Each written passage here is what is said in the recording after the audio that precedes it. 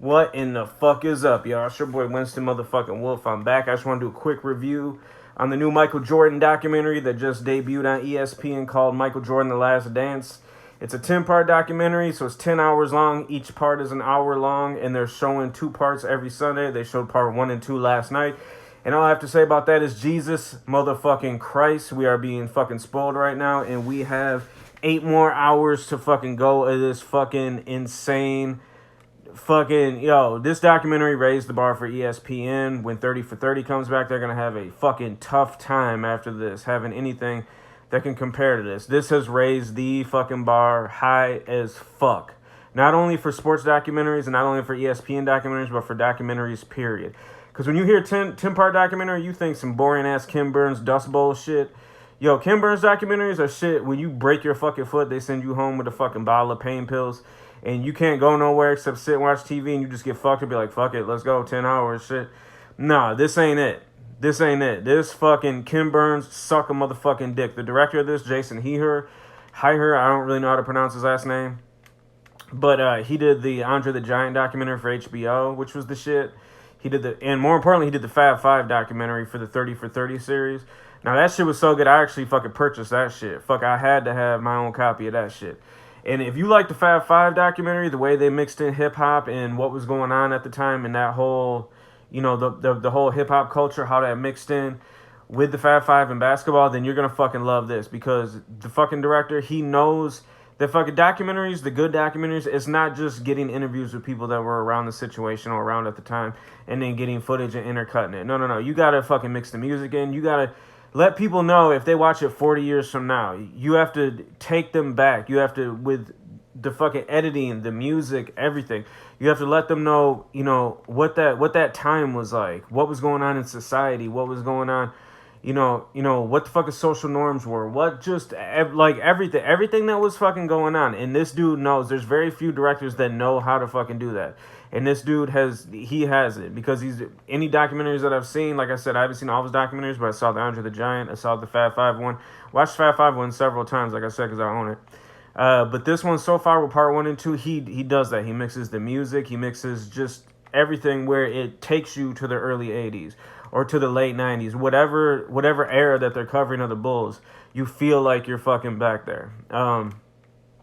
And so let's just get into part 1. Part 1 is pretty much what you'd expect. It's him in North Carolina, him winning the championship. They get into his high school years a little bit, his family upbringing, and then they intercut that with his final season with the Bulls. So you got that good yin and yang with it. Now, it's part 2 that really got me, because a lot of time people talk about Scottie Pippen with Michael Jordan, but they kind of gloss over it. This one is a Scottie Pippen centric, I don't know if I'm using the word right, but fuck it, we'll just go with it, centric episode. They start with Scottie Pippen, they end with Scottie Pippen. This is all about Scottie Pippen, and I fucking love that shit, because these younger people who didn't grow up in that era and they didn't watch the fucking Bulls around that time, it's pretty much, just like any legend, it kind of just boils down to the central figure. So pretty much people nowadays, they just, when you talk about Michael Jordan, they only know highlights. They only know fucking, Jordan. And then, Pippen, that fucking guy that was with him. Because, rappers, they drop lines, talking about I'm nicer on mics like Pippen and shit like that. So people know Scottie Pippen, but they don't know what kind of fucking critical role he played in that shit. And they don't know that fucking people don't remember. See, I grew up as a fucking Detroit Bad Boys fan. And I remember year after year after year after year, they used to beat Michael Jordan's fucking ass and the Bulls' ass in every Eastern Conference Finals year after year. The last game of whatever the series would be, game 6, game 7, it would always end with Michael Jordan going to the bench with his head down and a towel over his head, tears in his eyes, and his fucking teammates and coach comforting him, okay?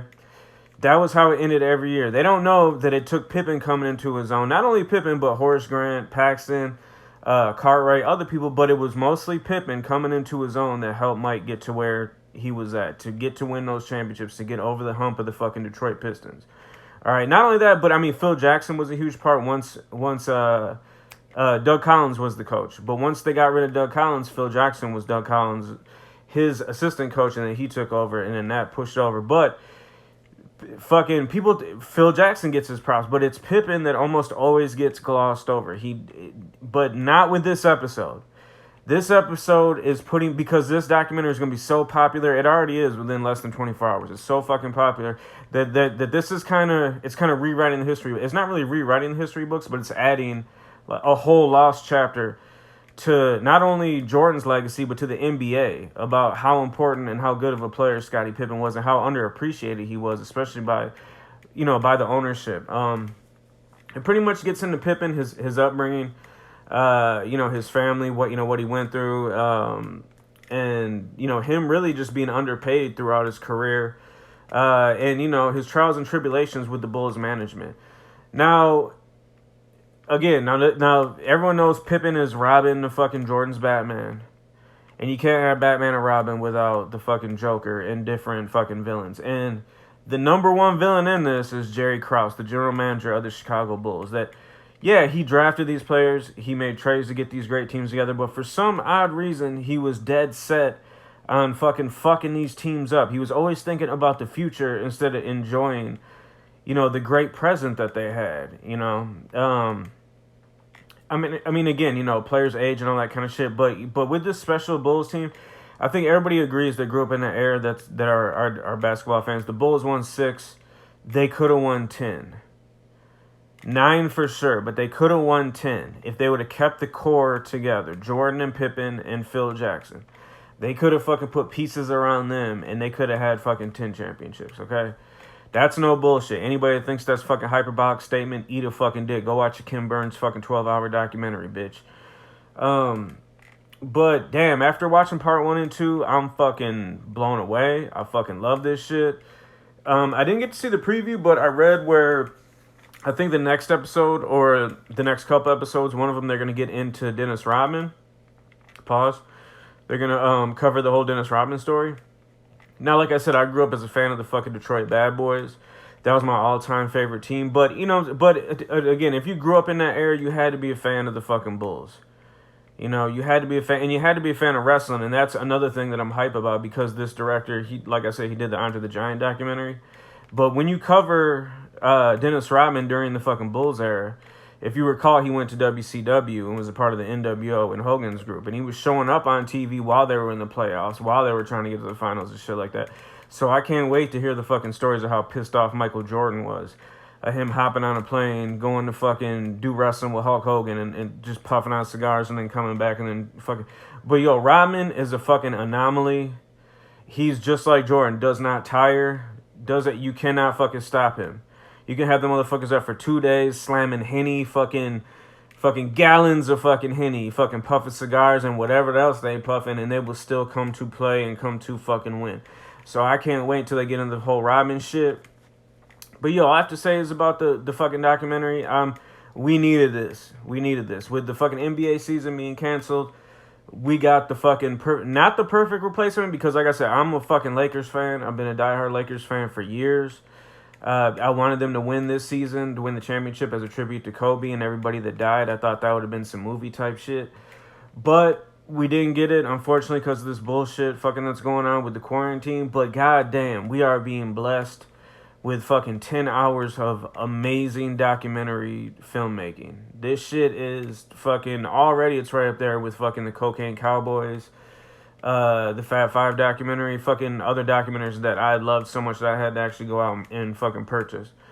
This shit is fucking A1 Yola, uncut. It will freeze your fucking face off. If you have a chance to watch fucking Michael Jordan, The Last Dance 1 and 2, watch it now. They got it on the ESPN app. If you can't watch it on the ESPN app, yo, go to any fucking bootleg website, because that shit is already spreading like fucking wildfire. That shit, this is the must-see documentary of the fucking decade. I'm gonna say that right now. I can't recall, like I said, Cocaine Cowboys, 2003, 2004, that was the must-see documentary for years. I haven't heard hype or seen people fucking just, water cooler talk, even though ain't none of us at work now. But I haven't seen nothing like that since fucking Cocaine Cowboys, the way just part 1 and 2 of this documentary is getting people. But, and also fucking, the fucking director, he knows how to mix music in with it. And I'm going to tell you right now, the hypest moment out of part 1 and 2 is when they get into Michael Jordan in his second year, when he gets back from the injury, and he breaks the playoff scoring record against the fucking Celtics.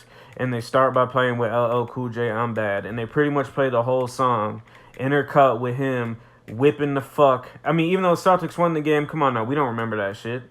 Somebody always just pointed out, but the Celtics won. Who gives a fuck? Jordan torched their fucking ass for 63 fucking points. God damn it.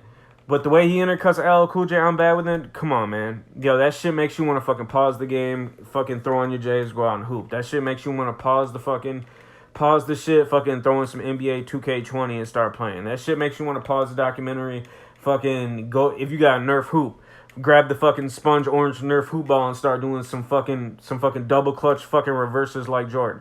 That's how hyped that, and that's just one part. That's just one part of fucking 2 hours, and we still got 8 to go, so...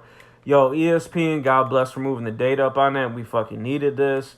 To the fucking director, yo, you're a fucking made man after this. The fucking director, he's gonna have access to whatever subject he wants, no matter how fucking, you know what I'm saying? You have somebody living like Howard Hughes.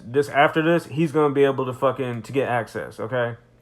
So, I'm looking forward to his work. I'm looking forward to the next fucking 8 hours that we have of this fucking incredible motherfucking documentary. And yo, all I gotta say is, even if you're remotely interested in fucking basketball, if you love a great documentary, and especially after this whole Netflix, the fucking Tiger King shit, this is right up your alley. If you're upset that there's no more Tiger King, don't worry. Watch fucking Michael Jordan, The Last Dance. You will get more than your fucking fix. This is a whole new fucking drug. You might OD. Alright? I'm just saying. But yo, this your boy Winston Wolf once again. Michael Jordan, The Last Dance Part 1 and 2. I give it fucking 30 motherfucking dog bones. Fucking, yo, usually I go from 1 to 5, but I gotta give this shit 30 because this shit is next level shit. Everything about it is next level. Yo, can't wait till next Sunday for Part 3 and 4. This your boy Winston Wolf. Check that shit out. I'm out.